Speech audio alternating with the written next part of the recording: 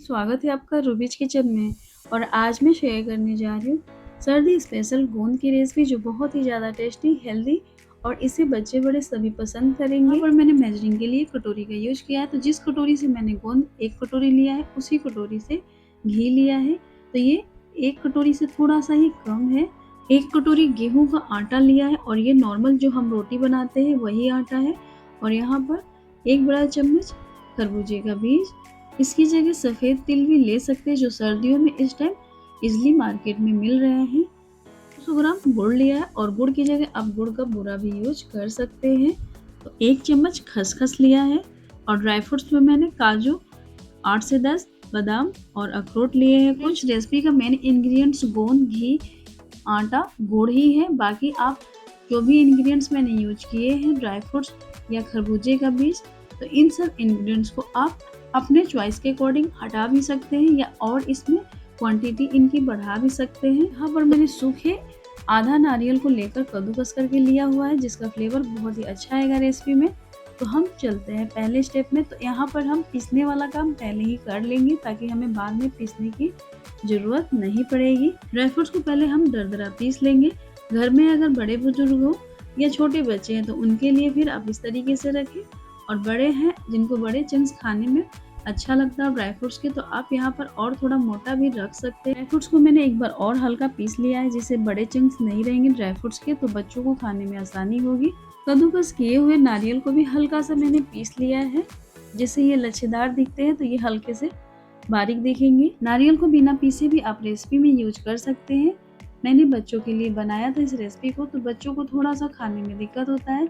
जब नारियल का चंक्स आता है तो उनको पसंद नहीं है, तो इसीलिए मैंने इसे हल्का सा पीस कर यूज किया है रेसिपी में। अब गोंद को भी पीस लेंगे। तो गोंद को हमें पाउडर फॉर्म में आने तक पीसना है, और ये आसानी से पीस जाता है। तो आप चाहें तो अगर मिक्सी की जार छोटा यूज कर रहे हैं तो 2 बार में पीसे, मैंने एक ही बार में इसे पीस लिया है। पीसने के बाद गोंद पाउडर फॉर्म में है, लेकिन दरदरा जैसे चावल का आटा होता है, ये उसी टेक्सचर में है।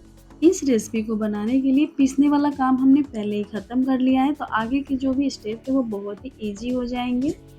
पीस कर सारे हमने तैयारियां कर ली हैं, और अब चलते हैं गैस की तरफ। तो यहाँ पर मैंने पैन लिया है, आप इसकी जगह कढ़ाई भी ले सकते हैं, बस थोड़ा सा मोटी तली का होना चाहिए।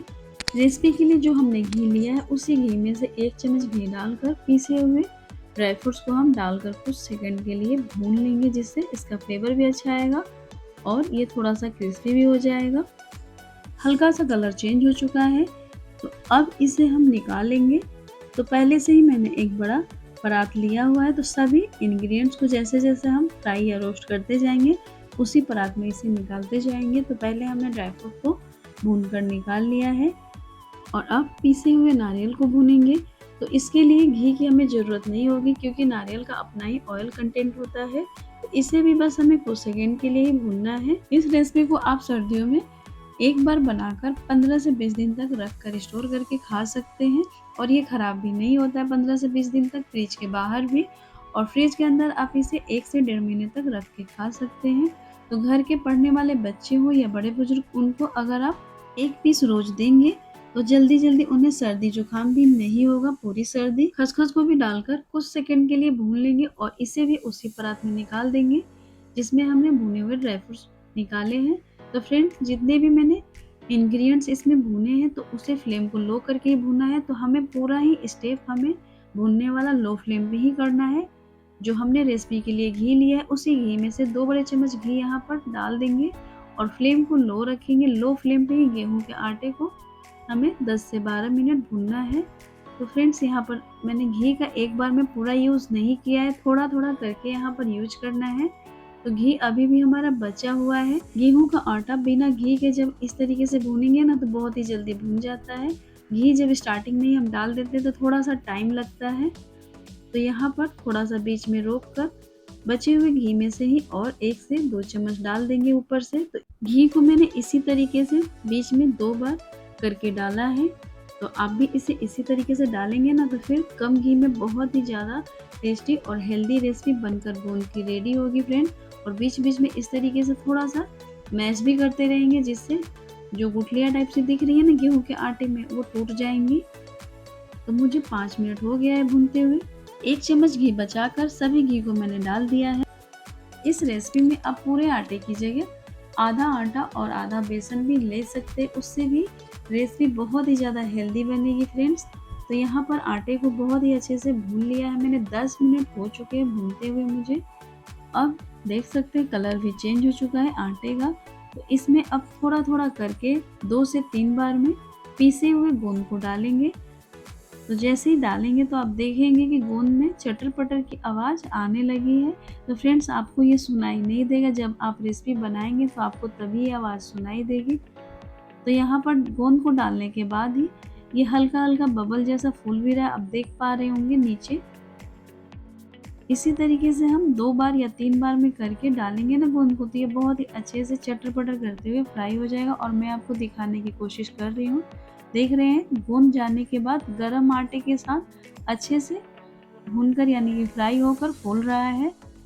और ये सेकंड टाइम वाला बैच, तो मैंने 3 बैच में डालकर थोड़े-थोड़े गोंद को फ्राई किए फ्रेंड्स, और ये बहुत ही अच्छे से फ्राई हो जाएँगे। बिल्कुल भी डाउट मत रखिएगा कि ये कच्चा रहेगा या दाँतों से चिपकेगा। अगर आपने इस तरीके से एक बार भी गोंद की रेसिपी ट्राई नहीं की है, तो आप इस रेसिपी को एक बार ज़रूर ट्राई कीजिएगा। बहुत ही ज़्यादा टेस्टी और हेल्दी है फ्रेंड्स। और इस तरीके से हम छन्नी से थोड़ा-थोड़ा मैश भी करेंगे, जिससे जो बड़े गुटके बनेंगे ना वो फूट जाएँगे। और ये लास्ट का बैच, पूरी रेसिपी का मेन स्टेप यही है, तो इसे हमें बहुत ही अच्छे से करना है, तभी हमारी रेसिपी का रिजल्ट अच्छा आएगा। तो यहाँ पर मैंने बहुत ही अच्छे से भून लिया है और मिक्स भी कर लिया है गोंद और गेहूं के आटे को। और ये भूनने के बाद आप देख रहे हैं ऊपर बड़े-बड़े ये हमारे गोंद के बबल हैं। तो फ्रेंड्स जैसे हम नॉर्मल गोंद को फ्राई करते हैं ना, ये कुछ उसी तरीके से होंगे। ये फ्राई होने के बाद जैसे हल्के होते हैं ना, तो भूनने के बाद भी ये उसी तरीके से हल्के हो जाएंगे। आटा और गोंद को स्पैचुला या छन्नी से चलाते हुए बीच-बीच में मैश कर लें, जिससे बड़े जो हमारे ये दिख रहे हैं ना, ये टूट जाएँगे और अच्छे से ये मिक्स हो जाएँगे, बिल्कुल इवन हो जाएँगे। तो अब यहाँ पर हम डालेंगे खरबूजे का बीज। तो आटा हमारा अभी भी गरम है, गरम में खरबूजे का बीज बहुत ही अच्छे से भून जाएगा। आटा और गोंद जब इस तरीके से इवन हो जाए, तो अब इसमें हम डाल देंगे अपने भुने हुए जो भी इंग्रेडिएंट्स हमने नारियल और ड्राई फ्रूट को भून कर रखा था ना, वही ऐड कर देंगे और फ्लेम को बिल्कुल लो रखेंगे और अच्छे से मिक्स कर लेंगे। जब अच्छे से एक बार मिक्स हो जाए, फ्लेम को ऑफ कर दें और इसे कुछ सेकंड चलाते रहेंगे ताकि ये नीचे से जले नहीं। इसे मैंने गैस से उतार लिया है और दूसरे पैन को मैंने चढ़ा लिया है। तो पैन में मैंने 1 चम्मच जो घी बचा के हमने रखा था ना, वही डाल दिया है। घी को हल्का सा गर्म होने देंगे और अब गुड़ को डालेंगे। तो गुड़ को मैंने कद्दूकस करके लिया है, गुड़ को आप भी कद्दूकस करके ही डालें, जिससे ये जल्दी पिघल जाएगा। तो गुड़ को हमें पकाना नहीं है, यानी कि चाशनी या हमें तार-वार की ज़रूरत नहीं पड़ेगी, बस इसे हमें पिघला लेना है जिससे पिघल जाए। तो ये बहुत ही अच्छे से इस तरीके से सिरप टाइप से बन जाए। तो गुड़ पिघलने के बाद कुछ इस तरीके से हो गया है। इस स्टेप को भी हमें लो फ्लेम पे ही करना है। लो फ्लेम पे जब आप करेंगे तो ये बहुत ही आसानी से 1 से 1.5 मिनट में इस तरीके से मेल्ट हो जाएगा। और अब यहाँ पर जो हमने भूनकर गेहूं का आटा, ड्राई फ्रूट के पाउडर, नारियल के पाउडर रखे हुए हैं ना, उसी में डाल देंगे और इसे कंटिन्यू चलाते रहेंगे। ध्यान रहे कि यहाँ पर फ्लेम ऑफ है, तो ऑफ फ्लेम पे ही हमें ये स्टेप करना है। देख सकते हैं जब आप इस तरीके से एक बार अच्छे से मिक्स कर ले, तो बस कुछ सेकंड के लिए ही ऑन करेंगे फ्लेम को और बस हल्का सा हमें इसे गर्म कर लेना है, क्योंकि बिल्कुल जब ये ठंडा हो जाएगा ना, तो सेट होने में भी दिक्कत होगा। सभी चीज़ें अच्छे से मिक्स हो चुकी हैं। कुछ सेकंड के लिए मैंने फ्लेम को ऑन करके गर्म कर लिया है मिक्सचर। तो हमें इस तरीके से मिक्स करने के बाद चेक भी कर लेना है और ये हाथ से छूने लायक गर्म है। तो इस तरीके से जब आप बांधेंगे तो बंध रहा है, तो इसका मतलब आपका मिक्सचर परफेक्ट है। तो अब इसे हमें सेट करना है। तो सेट करने के लिए एक प्लेट या थाली लें और ऊपर से घी से हल्का सा ग्रीस कर लें। मैं यहाँ पर इसे बर्फी का शेप दे रही हूँ, तो आप चाहें तो इसे लड्डू का शेप दें। तो बर्फी का शेप देने के लिए यहाँ पर हमने थाली यूज किया है। अगर आपको नॉर्मल लड्डू का शेप बनाना है तो आप लेकर हाथों में हल्का हल्का गर्म में ही इसे बांध ले लड्डू के शेप में। तो यहाँ पर मैंने मिक्सचर को डालकर इस तरीके से हल्के से स्पैचुला से दबा दिया है। छन्नी या स्पैचुला से इस तरीके से एक बार हल्के हाथों से दबाते हुए इसे अच्छे से सेट कर ले। उसके बाद अब एक कटोरी या प्लेट ले।